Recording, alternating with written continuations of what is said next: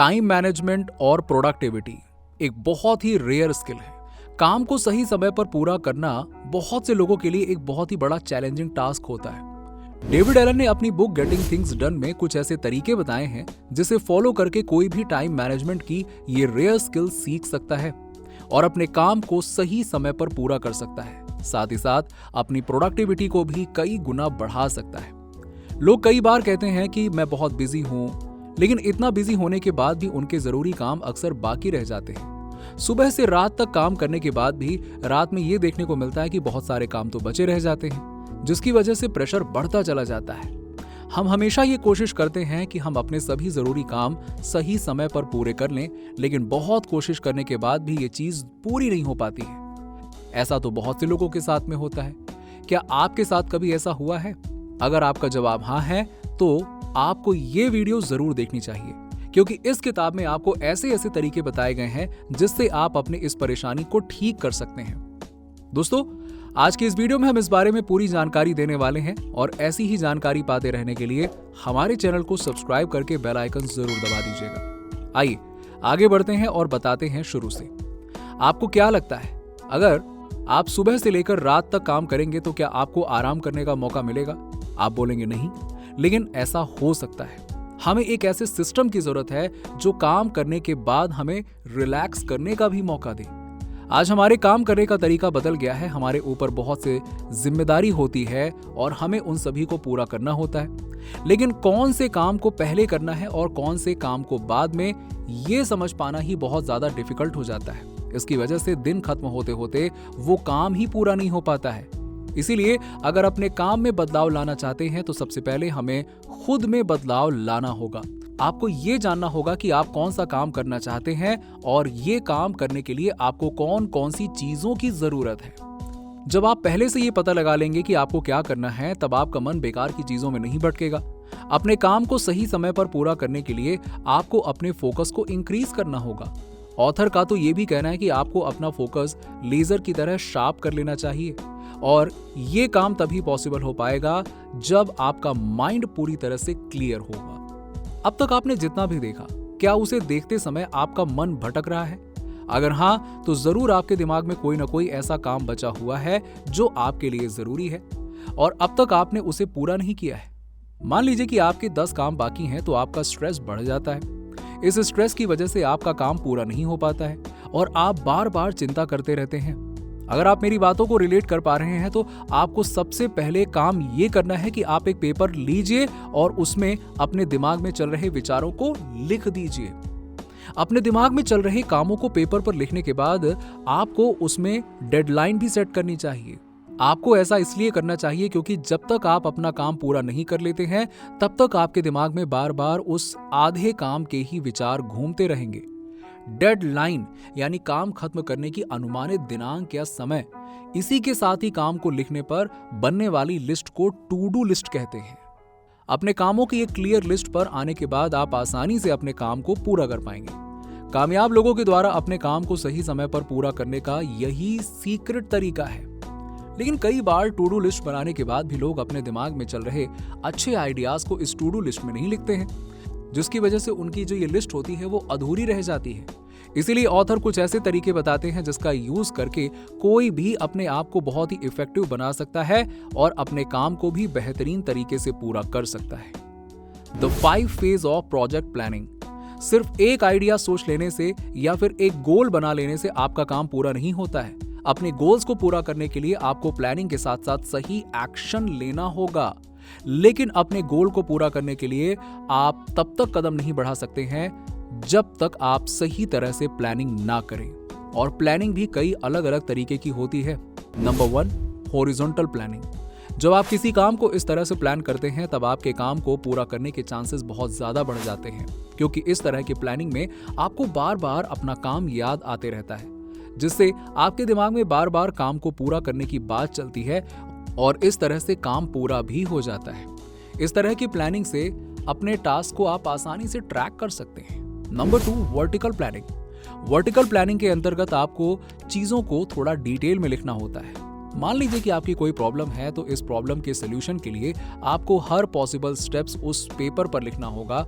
आप उसके लिए सॉफ्टवेयर भी यूज कर सकते हैं, लेकिन लिखना ज्यादा अच्छा है, मेरी मानिए। जैसे कि आप सभी जानते हैं कि हर इंसान एक दूसरे से अलग सोचता है, इसीलिए प्लानिंग का कोई भी एक तरीका फॉलो करना उतना इफेक्टिव नहीं माना जाता। लोग अपने काम तब सही ढंग से पूरा कर पाते हैं जब वो नेचुरल तरीके से प्लानिंग करते हैं। नेचुरल तरीके से की गई प्लानिंग में आप सभी आइडियाज और थॉट्स को सही तरीके से एक्सप्रेस कर पाते हैं।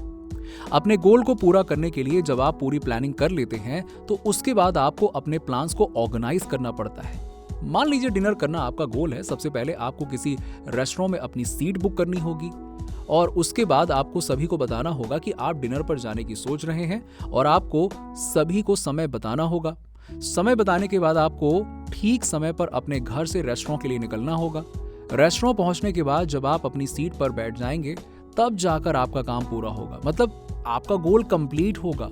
और इस तरह से आपको अपने हर छोटे छोटे गोल्स को सही तरीके से डिजाइन करके उसे पूरा करना पड़ता है। Number 3, getting started, setting up the time, space and tools. कभी कभी लाइफ में कुछ सिंपल चीजें अपना लेने से आपकी जिंदगी आसान हो जाती है। आज तक जितने भी सक्सेसफुल लोग हो गए हैं, उन्होंने सक्सेसफुल बनने के लिए कोई ना कोई जबरदस्त तरीका अपनाया है। अगर आप अपने दिमाग से अच्छा परफॉर्मेंस चाहते हैं, तो सबसे पहले आपको अपने दिमाग को क्लियर रखना होगा, क्योंकि दिमाग में बहुत सारी चीजें भर कर रखने से आपका मन डिस्ट्रैक्ट होता रहेगा। अपने मन को अपने कंट्रोल में कैसे लाना है, इसके बारे में भी ऑथर बताते हैं। उनका कहना है कि अगर आप अपने मन में अपना काबू पाना चाहते हैं, तो आपको समय, जगह और कुछ टूल्स की जरूरत होगी। अपने मन को अपने कंट्रोल में करने के लिए जो तरीका लेखक बताते हैं, उसके लिए आपको कम से कम 2 दिनों की जरूरत होगी। इसीलिए इस तरीके को अपने वीकेंड पर शुरू कीजिए। यहाँ जगह का मतलब आपके पास आपका पर्सनल डेस्क होना चाहिए, जहां पर आप अपने काम को लिखकर ऑर्गेनाइज कर सकें। यहाँ टूल्स का मतलब वो चीजें हैं जिसका यूज आप अपने आइडिया को लिखने के लिए यूज करेंगे, और पेपर, पेन, मार्कर। आप अपनी जरूरत के मुताबिक अपने डेस्क को सजा सकते हैं। इन टूल्स का इस्तेमाल सही तरीके से करके सिस्टम बनाने के लिए आपको सबसे पहले एक कैलेंडर लेना है। कैलेंडर इसलिए क्योंकि कैलेंडर का काम होता है आपको जरूरी कामों की याद दिलाना, जैसे डॉक्टर की अपॉइंटमेंट, टाइम पर असाइनमेंट जमा करना या कुछ और। Number 4, collection, quarrelling their stuff. अपने डेस्क पर सभी जरूरी चीजें जमा कर लेने के बाद अब आपको अपना काम ऑर्गेनाइज करना होगा। इस काम को करने के लिए कम से कम 2 से 6 घंटे का समय लगता है। सभी चीजों को एक जगह पर करने के लिए आपको अपने घर में फेंके हुए सभी चीजों को एक साइड पर रखना होगा।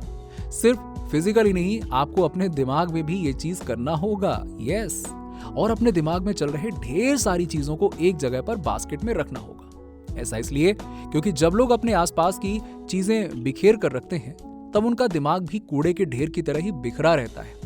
लेकिन चीजों को इकट्ठा करने के बाद आपको उसे सही तरीके से ऑर्गेनाइज करना होगा। Number 5, processing, getting into empathy. पिछले चैप्टर में आपने जाना कि अपने अधूरे कामों को एक जगह करने के बाद आपको उसको या तो पूरा करना है या फिर किसी और से करवाना होगा। मान लीजिए सारे कामों को इकट्ठा करने के बाद आपके सामने बहुत सारे काम आ गए, तो ऐसे में आपको अब ये देखना होगा कि कौन सा काम आप खुद कर सकते हैं और कौन सा नहीं। कुछ काम बहुत ही मुश्किल होते हैं जो शायद आप ना कर सकें। ऐसे में आपको अपने काम को उस इंसान से करवाना चाहिए जो उस काम में बेहतर हो। अपने बहुत सारे कामों में से कुछ काम को डेलीगेट कर देने से आपके पास सिर्फ वही काम बचेंगे जो आप कर सकते हैं। ऐसे में अब आपके सामने जो काम बचे हैं, उसके लिए आप प्लानिंग कर लीजिए और फिर प्लानिंग करने के बाद उसे ऑर्गेनाइज कीजिए। क्योंकि काम को प्लान करके ऑर्गेनाइज करने के क्या फायदे हैं, वो तो हमने आपको पहले ही बता दिया। साथ ही ये भी बताया कि ये काम आपको कैसे करना है। Number 6, doing, making the best action choice. काम को ऑर्गेनाइज करने के बाद आपको कुछ इस तरीके से चीजें तैयार करनी होंगी कि आप कुछ स्टेप्स लेकर ही इसे पूरा कर सकते हैं। कैलेंडर में अपने काम लेकर पेपर में सही से प्लानिंग करके आप अपने सभी कामों को एक लाइन से सिस्टम के अनुसार, या यूं कहें कि चैन बना लेते हैं। जब आप सिस्टम बना लेंगे तो आपको सभी कामों के बारे में सोचने की जरूरत नहीं होगी और आप सीधे उस काम पर फोकस कर पाएंगे जो आपके लिए अभी करना जरूरी है।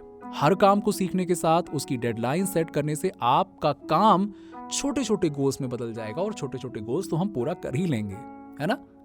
और जैसा कि आप जानते हैं, किसी बड़ी चीज को करना बहुत मुश्किल होता है, लेकिन छोटी छोटी चीजों को करते रहना आसान होता है। जब आपके बड़े से बड़े गोल छोटे हो जाते हैं, तब आप चीजों को आसानी से कर लेते हैं। शायद ऐसा हो कि हर दिन का काम लिखने की वजह से आपके पास पूरे काम की फोल्डर तैयार हो जाए, लेकिन आपको उसे डरने की जरूरत नहीं है, क्योंकि ये हर दिन के काम और इन कामों को पूरा करने के लिए आपको बस लिस्ट पर अपनी नजर गड़ा के रखनी है।